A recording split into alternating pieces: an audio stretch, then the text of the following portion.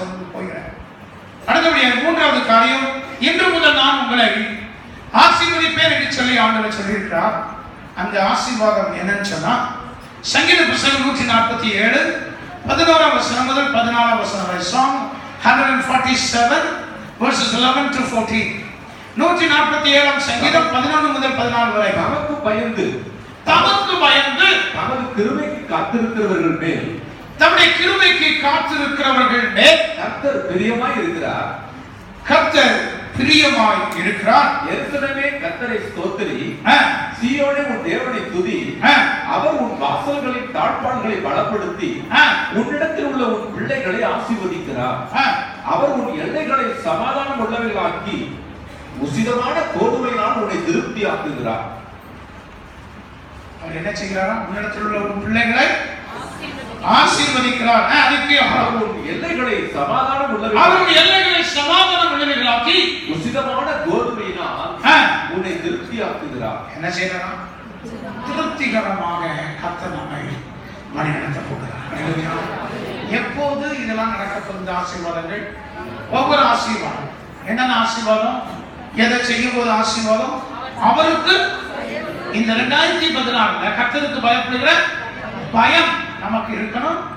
அது மாத்திரமல்ல, அவருடைய கிருபையை சார்ந்தே எப்பவும் இருக்கணும். அல்லேலூயா. நம்முடைய சுய பலனை அல்ல, சுய சாமர்த்தியத்தை அல்ல, திறமையை அல்ல, எதில் சார்ந்திருக்கணும்? கர்த்தருடைய கிருபைக்கு காத்திருக்கணும். ஆகவே நாம் அவருக்கு பயப்படுகிற பயம் நமக்கு இருக்கணும். கர்த்தருக்கு பயப்படுகிற பயத்தோடு கூட என்ன செய்யணும்? கிருபைக்கு காத்திருக்கும் போது முதல் ஆசீர்வாதம், கர்த்தர் நம் நிரப்பிரியமாய் இருப்பார். அல்லேலூயா. முதலாவது ஆசீர்வாதம் என்ன சொல்லப்படுகிறது? இந்த பகுதியில நமக்கு ஆசீர்வாதத்தை தருகிறார், பிரியமாய் இருக்கிறார். இரண்டாவது, ஒரு வாசல்களின் தாழ்பாள்களை அவர் என்ன செய்வாராம்? பலப்படுத்துவார். வாசல்களின் தாழ்பாள்களை பலப்படுத்த பாதுகாப்பை ஆண்டவர் இந்த வருஷத்துல அவர் கட்டளையிடுகிறார். ஆகவே பாதுகாப்பை தேவன் தந்து அந்த பாதுகாப்பின் மூலமாய் நம்முடைய தாழ்பாள்களை பலப்படுத்த என்னது என்ன செய்வார்? அந்த வீட்டுக்கு வந்து ஆசாரி வேலை செய்து பழைய சுருந்தாழ்ப்பெல்லாம் எடுத்து ஆண்டு என்ன செய்வாங்க? வேற ஏதாவது வெள்ளத்தில் பெரிய அடிதத்தை படப்படுறா இல்லை, பாதுகாப்பை அவர் கட்டளையிடுகிறார். அல்லேலூயா. அவர் பாதுகாப்பை கர்த்தரே நம்முடைய பாதுகாப்பாக இருந்து இந்த வருஷத்திலே தீமைகள் அணுகாதபடி கர்த்தர் நம்மை பாதுகாத்து. மூன்றாவது ஆசீர்வாதம், உன்னிடத்தில் உள்ள உன் பிள்ளைகளை ஆசீர்வதிக்கிறார். நம்ம பிள்ளைகள் எல்லாமே ஆண்டவர் நினைச்சுப்பார், ஆசீர்வதிக்கப்படுறார். என்னென்ன ஆசீர்வாதம் வேணும் நம்ம பிள்ளைகளை பற்றி இருக்கோம் சொல்லியிருக்க ஆண்டவர். இன்னைக்கு என் பிள்ளைகளை இது நடக்கணும், இந்த இது நடக்கணும்னு விரும்புகிறேன். ஆண்டவரே என்னென்ன ஆசீர்வாதம் வேணும் சொல்லுங்க. கர்த்தர் உங்களுக்கு உள்ள உங்களுடைய பிள்ளைகளை இந்த ஆண்டிலே ஆசீர்வதிக்கிறார். நான் சொல்ல விளையாட்டு இல்லை, நான் சொல்றதெல்லாம் தீர்க்கதரிசனமான வார்த்தைகள். கர்த்தர் அதை அப்படியே வாய்க்கப்படுகிறார்.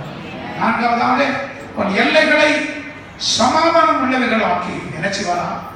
நம்முடைய எல்லைகளில் நாம் குடியிருக்கிற இடங்களிலே அவர் நிம்மதியான இதய அமைதியோடு சமாதானத்தோடு கூட சந்தோஷத்தோடு கூட இருக்க, நிம்மதியா இருக்க உன் எல்லைகளை சமாதானம் உள்ளவைகளாக்கி உச்சிதமான கோதுமையினால் உச்சிதமான கோதுமையினால் அவர் என்ன செய்வான்?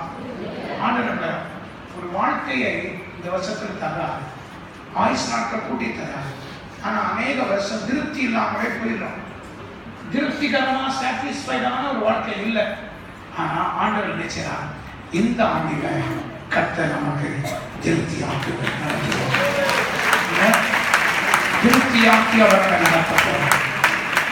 சங்கீத புத்தகம் 81ஆம் சங்கீதம் 16ஆம் வசனம் கடைசி வசனம் வாசித்து முடியுங்க. அதுல இந்த ஆசீர்வாதத்தில் சொல்லப்படும் பொழுது சங்கீதம் 81 16 உச்சிதமான கோதுமையினால் அவரை போஷிப்பார், கர்த்தரின் தேனினால் உன்னை திருப்தியாக்குவேன். என்னதான்? உச்சிதமான கோதுமையினால், கொழுப்பான பதார்த்தத்தினால், நல்ல சம்பூர்ணமான ஆகாரத்தினால் அவர் நம்மை ஆசீர்வதித்து அவர் கண்மலை தேனினால் என்ன செய்வாரா?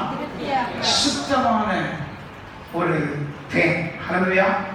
கண்மலையில் இருக்கிற தேன் சுத்தத்துக்கு மாசு தூசி படியாம இருக்கக்கூடிய நல்ல தெளிவான தேன், தெளிந்த தேன் என்று ஆகவே அமிதமான உயர்தரமான கண்மலையின் தேடினார் கர்த்தர் நிச்சயம் நம்மை திருப்தியாக. எல்லாத்துக்கும் ஒவ்வொன்றுக்கும் எடுத்தோம்னா நிறைய வசனம் இருக்கு சொல்ல விரும்புகிறேன். இன்னொரு நாள் அதற்கு ஒவ்வொன்றையும் தனித்தனி பிரசனம். ஆகவே இந்த மூன்றாவது குறிப்பு என்னது? இந்த முதல் நான் உங்களை ஆசீர்வதிப்பேன்.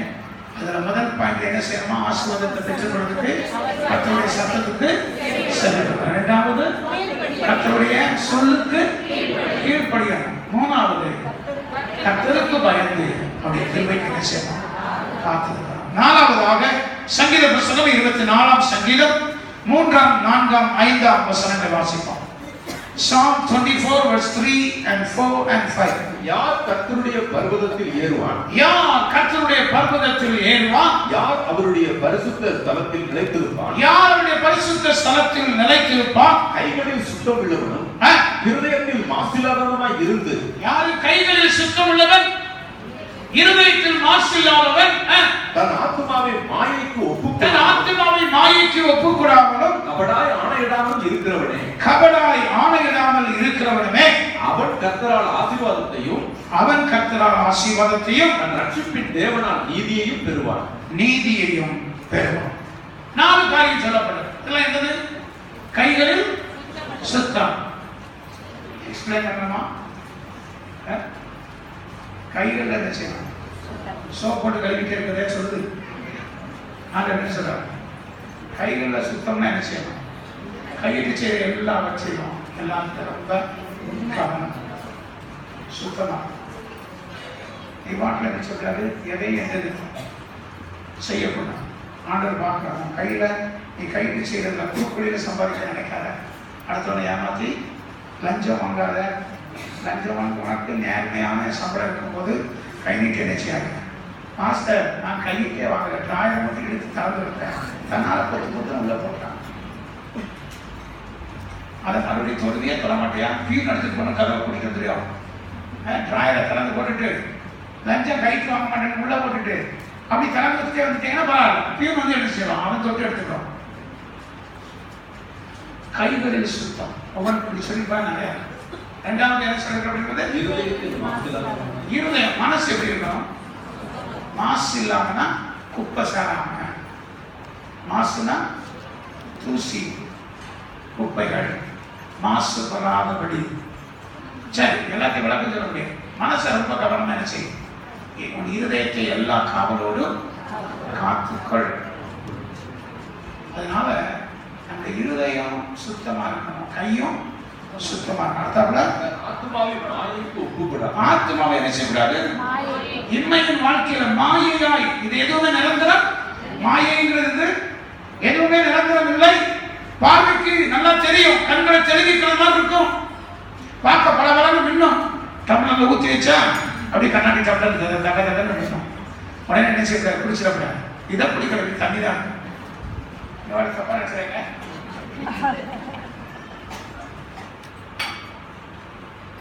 என்ன சொல்லப்படுகிறது? மாயைக்கு என்ன செய்யாது? சமீப காலங்களில் ஒரு 2-3 குடிகாரங்களோட பேசிக்கிட்டு இருக்கேன் நம்ம சபையில. யார் அவங்க? ரசிக்கப்பட்டாங்க. சில குடும்பத்தில் இருக்கிறவங்களோட பேசிக்கிட்டு இருக்கேன். குடியாதப்பா, குடி என்ன செய்யுமா? குடியை கெடுக்கும். அது எங்க எழுதுவாங்க தெரியுமா? லாரி கட்டுனா இவருக்கு எங்கப்பா எழுதி வச்சுருக்காங்க, இங்கே தான் எழுதி வச்சிருக்காரு. அது அடுத்த ஆள் பார்க்கறது குடியை கெடுக்கணும். இவருக்கு முன்னாடி எழுதி வச்சுருந்தா என்ன பிரயோஜனம்? எல்லாம் தெரியாதுலாம் ஒண்ணுகளை, எல்லாருக்கும் எல்லாம் தெரியும். ஆனால் என்ன செய்யறது? மாயைக்கு தன் இருதயத்தை ஆத்மாவை ஒப்புக்கொடாமல் ஆணையிடாமல் இருக்கிறவர் என்ன செய்யணும்? தெரியும் இது நடக்காதுன்னு, ஆனா என்ன செய்யறது? சத்தியமா சொல்றேன். கபடா நாளைக்கு நான் தந்துடுவாங்க, இன்னைக்கு ஒரு கை மாத்த கொடுங்க, ஒரு 100 ரூபாய் கொடுங்க, நாளைக்கு காலையில 10 மணிக்கு, நாளைக்கு 10 மணி, 2 வருஷம் கழிச்சா வராது. கபடா உன்னால கொடுக்க முடியுமானா வாங்க, தைரியமா வாங்கிக்கோ. ஆனா அடுத்த சொல்லுக்கு என்ன செய்யும்? நான் எப்பவுமே சொல்வேன், சொல் தவறுனா நீ மனுஷன் கிடையாது, நீ மிருகம். ஒரு காரியத்தை செய்வோம்னு சொன்னா அந்த காரியத்தை என்ன செய்யும்? செய்ய அடுத்த மனுஷனுக்கு மிருகத்துக்கு உள்ள வித்தியாசம். கபடாய் ஆணையிடாமல் இருக்கிறவனே அவன் கர்த்தரால் ஆசீர்வாதத்தையும் அப்படிப்பட்டவன். அப்போ இந்த நாளை ஒண்ணு சேர்த்த என்ன சொல்லலாம்?